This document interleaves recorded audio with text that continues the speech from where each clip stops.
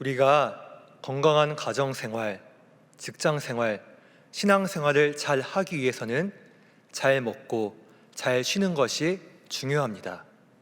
잘 먹고 잘 쉬어야 지쳐있던 몸과 마음이 잘 회복이 되어서 다시 일상의 삶 가운데서 다시 활발하게 일을 할 수 있습니다. 전지전능하신 하나님, 졸지도 주무시지도 아니하신 하나님께서도 천지를 만드신 다음에 일곱째 되는 날에 안식, 쉼을 가지셨습니다. 그리고 하나님의 형상대로 지음을 받은 우리에게도 동일하게 쉴 것을, 안식해야 될 것을 말씀해 주셨지요. 하나님께서도 참된 쉼을 통하여서 회복의 중요성을 잘 아셨던 것입니다. 오늘 말씀에서도 온전한 회복을 통하여서 새로운 인생을 살게 되었던 이야기가 나옵니다. 예수님이 예루살렘 성을 향해서 가시면서 한 마을에 들어가시면서 나병 환자 10명을 만나게 되었습니다. 당시 나병 환자는 정성인과 교제할 수 없을 뿐더러 가족은 물론이와 그 어떤 누구와도 함께 어울릴 수가 없었습니다. 그래서 나병 환자는 이 일반인이 다가오지 못하도록 검은 옷을 찢어 입고 머리는 풀어 헤치면서 그렇게 자신의 존재를 알려야만 했습니다. 그리고 행여와 다른 사람들이 다가오면은 나는 부정하오, 나는 부정하오, 이것을 연실 외치면서 교제하지 못하도록 이미 사전에 차단을 하였습니다. 나병 환자와 함께 어울리면은 그 사람은 부정하다고 하여서 구약에서는 하나님의 임재가 있는 회막에 모일 수가 없었고 신약 시대에서는 성전에 나올 수가 없었습니다. 그러니 그 누구도 이 나병 환자와 함께 어울리고자 하는 마음도 없었고 또한 함께 할 수가 없었습니다. 이런 가운데서 나병 환자는 병도 병이거니와 이 마음 가운데 느껴지는 고통과 상실과 그리고 그 인간이 느끼는 괴로움이 얼마나 컸던지 짐작이 되시지 않습니까? 이런 나병 환자들은 성 밖 들판에 집을 지어놓고 집단적으로 거주하거나 아니면 산속에 토굴에서 모여서 함께 모여서 살았습니다. 성 밖에 거주한다는 것은 이스라엘 백성들의 수하에 포함되지 않는, 다시 말해서 사람 취급을 받지 못했음을 의미합니다. 그리고 고대의 전쟁은 대부분 성을 빼앗는 싸움이었는데 성 밖에 있다 보니 피할 수 있는, 숨을 수 있는 곳이 없었습니다. 그러니 어떠한 전쟁이 나면은 가장 목숨을 잃을 가능성이 높았던 무리가 이 나병 환자였습니다. 이렇게 삶 가운데서 나병 환자들은 여러 가지 어려움을 느끼면서 마음의 상실감과 괴로움이 컸습니다. 지금은 워낙 많은 사람들이 걸렸기 때문에 덤덤하고 그리고 오히려 걸리지 않은 분이 대단하게 느껴지고 존귀하게 여겨지지만 불과 몇 년 전만 해도 꼭 걸리지 말아야 할 병이 코로나이지 않았습니까? 마찬가지로 성경시대에서도 하나님께 저주받은 병이라고 할 만큼 다른 건 다 좋아도 꼭 피해야만 했고 걸리지 말아야 했던 병이 이 나병 환자였습니다. 그런데 이런 나병 환자들이 오늘 본문에서 예수님을 만나 깨끗하게 고침을 받고 나음을 받습니다. 지난날 짓눌렸던 아픔과 고통에서 벗어나 이제는 정상적인 생활을 할 수 있게 되었습니다. 주님을 만나 깨끗하게 회복되었고 온전한 삶을 살 수 있게 된 이 나병 환자들의 모습을 보면서 오늘날 우리 그리스도인들 역시 회복되어야 할 필요성을 느낍니다. 오늘보다 내일, 내일보다 더 나은 미래를 꿈꾸며 바라는 우리가 오늘날 우리 삶 가운데서 회복되어야 할 것은 무엇일까요? 첫 번째는 간절한 기도의 회복이 필요합니다. 사마리아와 갈릴리 사이 한 마을에 들어오시는 예수님을 나병 환자들이 만납니다. 그리고 멀리서 소리 높여 외칩니다. 예수 선생님이여 우리를 불쌍히 여기소서. 레위기 율법에 의하면 나병 환자는 정상인과 100규빗 약 45m 떨어진 거리에 있어야만 했습니다. 최소 45m에서 소리질러 외치니 얼마나 크게 또 얼마나 간절하게 외쳐야만 했겠습니까? 예수님께 가까이 오지 못하고 멀리서 외치는 이 소리에는 그들의 마음 가운데 있는 아픔과 상실감과 괴로움이 고스란히 담겨져 있었습니다. 어떻게든 살고 싶은 마음에 지푸라기라도 잡는 심정을 가지고 주님께 간절히 외쳐 부르짖었던 것이었습니다. 이 간절한 외침 앞에 예루살렘을 향해 가시던 예수님의 발걸음이 멈추어 서십니다. 그리고 말씀합니다. 보시고 이르시되 가서 제사장들에게 너희 몸을 보이라 하셨더니 그들이 가다가 깨끗함을 받은지라. 여기 보시고에 해당하는 헬라어 에이도는 단순히 눈으로만 보았다가 아니라 경험하다, 인지하다는 의미로서 그 나병 환자의 깊은 마음에 있는 아픔과 상실과 그리고 어려움을 공감하셨음을 말씀해 줍니다. 곧 나병 환자들이 지금까지 살아오면서 가지고 있었던 깊은 내면의 상처를 주님께서 살펴보셨음을 말씀해 주십니다. 성도 여러분, 사마리아와 갈릴리 한 마을 사이에 들어오신 예수님께서는 지금도 내 삶 속에 들어오셔서 내 마음에 있는 아픔과 그리고 어려움과 상실과 괴로움 그 중심에 들어오셔서 아픈 나를 치유하시고 회복시켜 주시기를 원하고 바라십니다. 그런데 누가 이 귀한 은혜를 누릴 수 있습니까? 간절히 외쳐 주님을 찾는 자에게, 구하는 자에게 이 귀한 은혜를 내려주십니다. 예레미야 33장 2절 3절 말씀에 이를 행하시는 여호와, 그것을 만들며 성취하시는 여호와, 그의 이름을 여호와라는 이가 이와 같이 이르시도다. 너는 내게 부르짖으라. 내가 내게 응답하겠고 내가 알지 못하는 크고 은밀한 일을 내게 보이리라. 간절한 기도에는 우리 주님의 발걸음을 멈추게 하는 놀라운 힘이 있습니다. 또한 간절한 기도, 애타는 기도에는 주님께서 긍휼히 여기시면서 내 삶을 공감하시면서 바라보십니다. 물론 기도한다고 응답이 빨리 와도 좋지만, 응답이 빨리 올 때도 있지만 그렇지 않을 때가 참 많이 있습니다. 자금이 부족해서 어떻게든 채워달라고 간구하거나 건강을 위해서 또한 자녀를 놓고 또한 내 모든 삶의 문제 속에서 기도할 때에 즉시 응답이 되면 참 좋은데 그렇지 않을 때가 많이 있습니다. 본문에서 주님은 즉시 고쳐주지 않으셨습니다. 제사장들에게 가서 너희 몸을 보이라고 말씀하십니다. 우리가 나병 환자였다면 제사장보다 더 크신 예수님께서 지금 나와 함께 하시니 지금 이 현장에서 바로 이곳에서 고쳐주시면 참 좋겠다라는 생각을 하시지 않았겠습니까? 하지만 예수님은 그렇게 하지 않으셨습니다. 오늘날 삶 가운데서도 이 일이 될 것이냐 말 것이냐를 놓고서는 끝까지 기도하게 하십니다. 그런데 여기에서도 우리 주님의 놀라운 사랑이 있음을 우리는 기억하셔야 합니다. 우리가 무엇인지 쉽게 얻으면 그 소중함과 귀중함을 잘 알지 못합니다. 그렇기 때문에 예수님께서도 우리의 삶 가운데서 더욱더 연단시키시면서 가장 소중한 때를 주시고자 우리의 기도를 끊임없이 필요로 하실 때가 있습니다. 쉽게 얻으면 소중함도 모를 뿐더러 나는 응답받았다 하면서 다른 사람들을 쉽게 판단하거나 또한 나도 모르게 교만이 싹트기 쉽습니다. 저 사람은 아직 더 연단받아야 돼, 더 깨져야 돼, 기도가 부족해 하면서 쉽게 속단합니다. 이런 우리의 연약함을 아시기 때문에 예수님도 우리에게 인내를 요구하시면서 끊임없이 기도를 시키실 때가 있습니다. 간절하게 외치는 나병 환자의 모습을 보며 오늘날 한국교회와 신자된 우리가 차츰차츰 잊어버리고 있는 것이 이 애절한 기도가 아니련지요.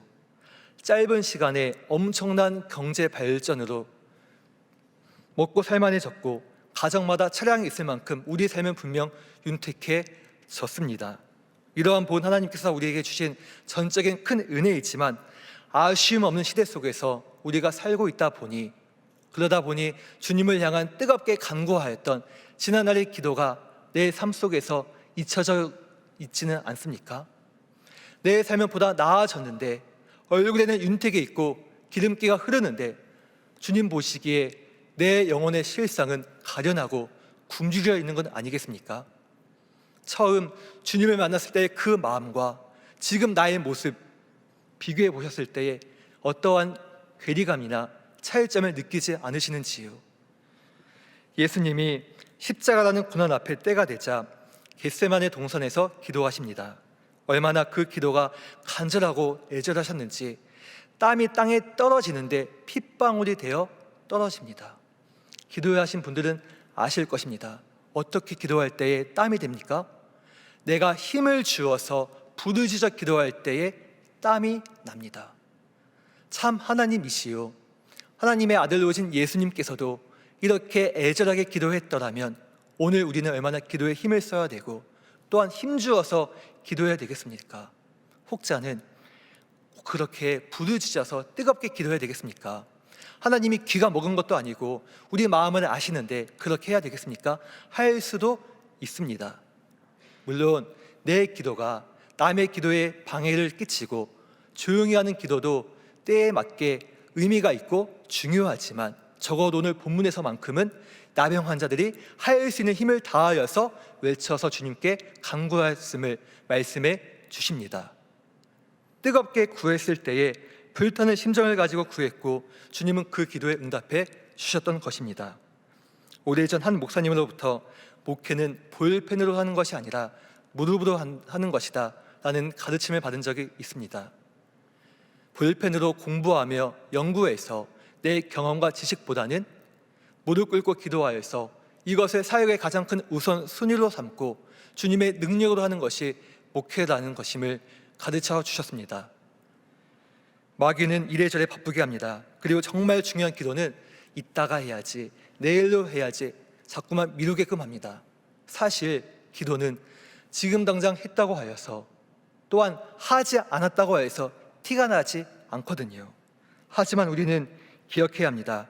기도하는 한 사람이 기도하지 않는 한 민족보다 강합니다.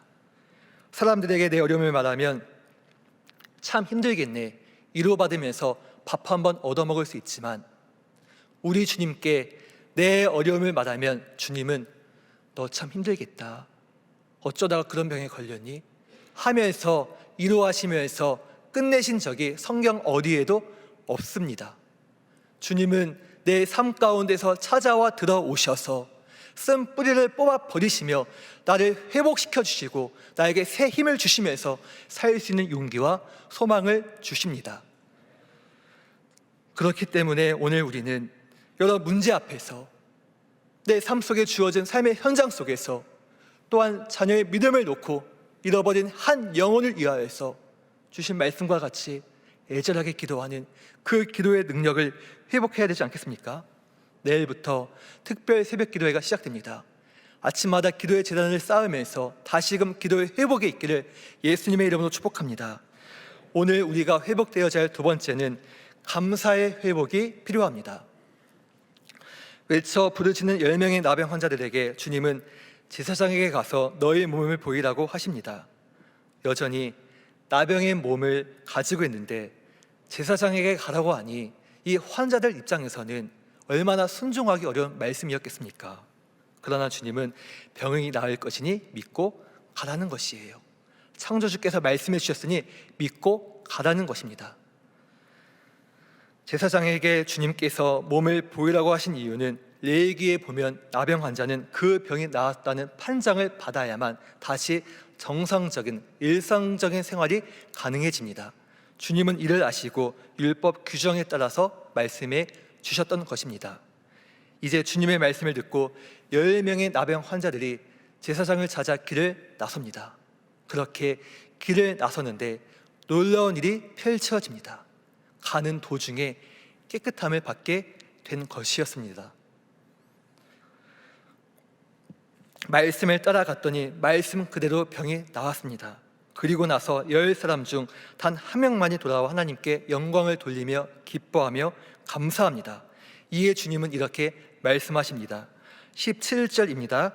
예수께서 대답하여 이르시되 10사람이 다 깨끗함을 받지 아니하였느냐? 그 9은 어디 있느냐? 9은 어디 있느냐? 이 대목에서 우리 주님의 외로움과 씁쓸함이 느껴지시지 않으십니까? 어릴 적 초코파이나 OS와 같은 박스로 된 과자를 보면 그 뒤에 미아를 찾습니다가 있었습니다. 이 미아에 대한 인적 사항과 정보가 쭉 나오면서 이 아이를 발견하게 된 경우 가까운 경찰서에 가서 꼭 알려달라는 내용이 있었던 것이 지금도 생생하게 기억에 남아 있습니다. 이렇게 누군가를 찾는다는 것은 찾는 이로 하여금 애타는 마음을 가지고 오게 합니다. 오늘 말씀에서도 주님은 10명이 모두 깨끗함을 받았는데 단 한 사람만이 와서 주님 앞에 감사하고 있으니 나머지 9은 어디에 갔냐고 하시면서 찾으십니다. 마음이 편치 않으셨던 것입니다. 우리말에 화장실 들어가기 전과 나온 후가 다르다고 급한 일이 있을 때에는 물불 가리지 않고 열심히 어떻게든 하다가 그 일이 지나고 나면 언제 그랬냐는 듯이 달라지는 사람을 볼 때 이 말을 씁니다. 신앙도 크게 다르지 않습니다. 내 삶 가운데 어려움이 오고 힘든 것이 오고 또한 아픔이 찾아올 때 어떻게든 주님께 살려달라고 애원하면서 간구하며 기도하지만 조금 살만해지면 언제 그랬냐는 듯이 다시 주님과 멀어지면서 죄악 속에서 뒹구는 나의 모습, 이것이 연약한 우리의 인생들 아니겠습니까? 그래서 가장 부러운 자는 비가 오나 눈이 오나 날씨가 더우나 추우나 내 삶이 어떠하든 간에 주님을 뜨겁게 사랑하는 자, 한결같이 주님을 원하는 자, 그러한 자가 가장 부러운 자인 것이고 우리가 닮아가야 할 신앙의 모습인 줄로 믿습니다. 이 은혜가 오늘 우리에게 있기를 소망합니다. 한결같은 것이 참 쉽지 않습니다. 그런데 지금 주님 앞에 와서 감사하며 기뻐하는 이 사람은 병에 걸렸을 때나 병이 고침을 받은 이유나 동일하게 주님께 나와서 크게 기뻐하며 소리 높여서 주님을 찬양하고 있습니다. 본문 말씀을 묵상하며 오늘 저의 모습이, 어쩌면 오늘 우리의 모습이 은혜를 저버린 나머지 9명과 같지 않은지 생각해 보게 되었습니다. 어떻게 보면 나음을 입은 이 9명의 사람은 주님께 본인들이 간구했었고 그렇기 때문에 주님께서 고쳐주셨다라는 그 받은 은혜를 당연하게 여기며 갈 길을 갔을 것입니다. 하지만 주님은 은혜 받은 것을 기억하면서 이를 당연하게 여기는 것이 아니라 주님 앞에 나와서 감사하며 고백하기를 원하고 바라십니다. 나음을 받아 감사하는 이 사람에 대해 성경은 분명한 신분을 밝히고 있습니다. 예수의 발 아래에 엎드려 감사하니 그는 사마리아 사람이라. 그는 사마리아 사람이었는데 사마리아인은 과거 북이스라엘이 멸망했을 때에 저 이방 민족과 함께 태어난 혼혈 민족이었습니다. 그러니 정통 유대인들, 이스라엘 사람들은 이 사마리아 사람들이 자신의 종교성과 혈통, 문화를 더럽힌다고 하여서 사마리아 사람을 멸시하였고 천대하였습니다. 함께 상종하지 않으려고 하였고 얼마나 그 도가 지나쳤는지 사마리아 땅을 밟고 지나가면 훨씬 더 빨리 갈 수 있음에도 불구하고 그들과 만나지 않기 위해서, 말 섞지 않기 위해서 우회하며 돌아갔습니다. 그런데 예수님은 이렇게 멸시받던 사마리아 사람을 친히 찾아가시고 그들을 이해하시는 장면이 성경 곳곳에 나옵니다. 성경을 조금 깊숙이 읽어보신 분들은 아실 것입니다. 제사장도 지나가고 레위인도 그냥 지나가는데 강도 만난 자를 도와준 이가 누구였습니까? 사마리아인이었습니다. 또 예수님께서 수가성에 들어가서 물 길러 온 여인을 만나고자 찾아가시는데 그 여인 역시 사마리아 사람이었습니다. 오늘 말씀에서도 9명은 다 갈 길로 뿔뿔이 흩어졌지만은 예수님께 나와 감사하며 영광을 돌리는 이 자 역시 사마리아 사람이었습니다. 이렇게 사마리아 사람임을 강조하면서 말씀해 주시는 이 의미는 무엇일까요? 지금 나의 삶이 어떠하든 주님은 묻지 아니하시며 과거의 삶을 묻지 아니하시며 주님께 나아오는 자, 주님 앞에 와서 긍휼을 구하는 자 주님께서는 품어주시고 받아주신다는 것입니다. 아무리 내 삶이 손가락질 받던 사람이라 할지라도 주님은 긍휼히 여기시면서 내 과거가 뒤숭숭한 밑바닥 인생이라 할지라도 주님께서는 품어주시고 기꺼이 받아주시니 얼마나 감사합니까? 이 좋은 주님을 우리가 믿고 있으니 어찌 기쁘지 않을 수 있겠습니까? 감사의 회복이 있기를 소망합니다. 세상에는 좋은 집에 살면서도 불평하며 감사하지 못하는 사람들이 참 많이 있습니다. 하지만 작은 단칸방에 살면서도 자식들은 다 독립하여서 혼자 남아있지만 그 속에서도 감동을 준 할아버지의 글이 있어서 소개합니다. 아침에 눈을 뜨게 하시니 감사합니다.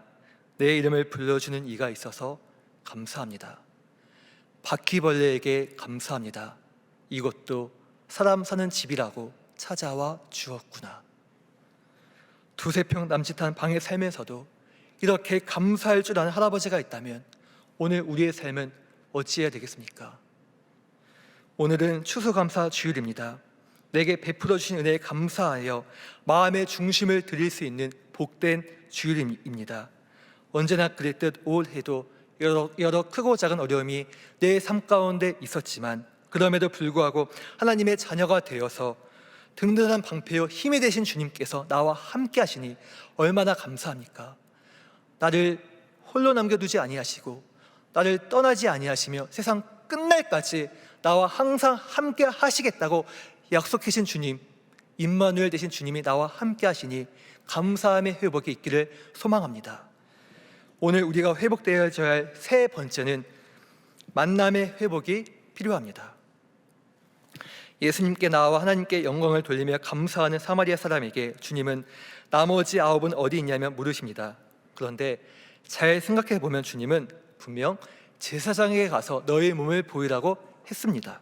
그래서 10명의 사람 중 9명은 고침받은 자신의 몸을 제사장에게 보이고자 제사장이 건강해졌네 건강 진단서를 끊어주어야 갔던 것입니다. 곧 주님의 말씀에 순종했던 것이었습니다. 하지만 가다가 돌아온 이 사람은 제사장에게 가지 않고 주님께로 돌아왔습니다. 진짜 말 듣지 않은 사람은 누구입니까? 나머지 9이 아니라 바로 지금 예수님 발치에 앉아서 연실 감사하다고 외치는 이 사마리아 사람 아니겠습니까? 그런데 주님은 말씀하세요. 10사람이 다 깨끗함을 받지 아니하느냐? 나머지 9은 어디에 있느냐? 아니, 처음에 제사장에게 가라고 하실 때는 언제고 지금은 나머지 9명을 찾고 있다면 우리는 주님의 이 말씀을 어떻게 받아들여야 되겠습니까?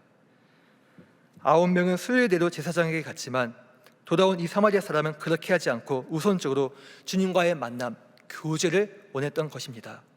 받은 은혜를 기억하여 가장 좋은 것, 가장 깨끗해진 내 몸을 가지고 제일 먼저 주님과의 만남을 소망했던 것이었습니다. 성도 여러분, 신앙생활이 무엇일까요? 주님과의 만남, 그분과의 만남을 사모하면서 우선적으로 여기면서 즐거워하며 누리는 것입니다. 그래서 내게 주어진 크고 작은 문제 속에서 해결받는 것도 또한 해결되고 풀어지는 것도 중요하지만 주님이 원하시는 것은 그 이후의 삶, 문제 이후에 주님과의 끊임없는 만남을 가지면서 주님과 함께함을 누리며 즐거워하는 것을 그분은 원하시고 바라십니다.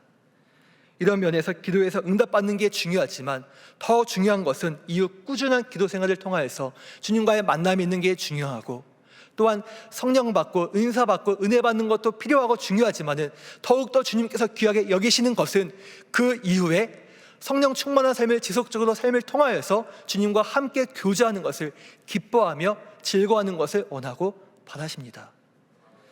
마치 자녀가 부모 손에 든 선물을 보며 그때만 부모를 좋아하는 것이 아니라 부모 손에 선물이 없다 할지라도 부모 자체만을 놓고 기뻐하며 즐거워할 때 부모로서의 보람을 느끼듯이 우리 주님도 우리가 주님과 함께하는 것 단지 그 자체만으로 기뻐하며 즐거워할 때 주님도 흡족해하지 않으시겠습니까? 그렇다면 우리는 주님을 만나기 위해서 어떻게 해야 할까요? 과거 이스라엘은 유월절, 칠칠절, 초막절 3대 절기를 보내며 지켜왔습니다. 그런데 이런 절기를 지킬 때에 하나님은 이스라엘 백성에게 택하신 곳으로 나아올 것을 말씀해 주십니다. 신명기 16장에 있는 말씀을 같이 한번 보겠습니다. 절기를 지킬 때에 너와 내 자녀와 노비와 내 성중에 거주하는 레위인과 객과 고아와 과부가 함께 즐거워하되 내 하나님 여호와께서 택하신 곳에서 너는 이레 동안 내 하나님 여호와 앞에서 절기를 지키고 내 하나님 여호와께서 내 모든 소출과 내 손으로 행한 모든 일에 복 주실 것이니 너는 온전히 즐거워할지니라. 아멘. 너와 내 자녀, 노비와 레위인, 객과 고아와 과부, 즉 어른 세대이든 자녀 세대이든 높은 위치에 있든 낮은 위치에 있든 간에 지위와 직급을 떠나 이스라엘 모든 백성이 함께 모여서 즐거워할 것을 명해 주셨습니다. 그런데 하나님께서 정하신 기준이 있었으니 그 곳이 바로 하나님의 택하신 곳으로 나아오라는 것이었던 것입니다. 여기서 말하는 택하신 곳은 예루살렘 중앙의 성소를 의미합니다. 하나님은 시 공간을 초월하여 어디에나 계시지만, 그러나 하나님은 택하신 곳, 하나님의 임재가 있는 곳, 하나님의 눈길이 있는 그곳으로 와서 예배드릴 것을 명하십니다. 다시 말해서 네가 편한 곳이 아니라 내가 받기를 원하는 그 장소에 나아오라는 것입니다. 그곳이 어딜까요? 구약에서는 예루살렘 중앙의 성소였다면 오늘날에 와서는 주님의 몸된 성전인 줄로 믿습니다. 우리는 성전에 모이기를 힘써야 합니다. 환경에 의해서 영상 예배에 익숙해졌지만 그럼에도 불구하고 왜 우리는 교회에 모여서 예배 드려야 합니까? 질문을 바꾸어 보겠습니다. 집 앞에 편의점이 있는데, 동네 슈퍼가 있는데 왜 굳이 주차하면서 대형마트에 가십니까? 집에서 편하게 영화 볼 수 있는데, 요즘 영화비도 많이 올랐다고 하는데 왜 영화관 가서 영화를 보는 것일까요? 그만한 가치가 있으니까요. 우리가 영상으로도 예배를 드릴 수 있고 영상 예배도 필요하지만 왜 우리는 교회에 모여서 예배 드리기를 힘써야 할까요? 그만한 가치가 아닌 훨씬 더 큰 이상의 가치가 있기 때문입니다. 함께 모여서 예배 드릴 때에 내 마음의 준비가 다릅니다.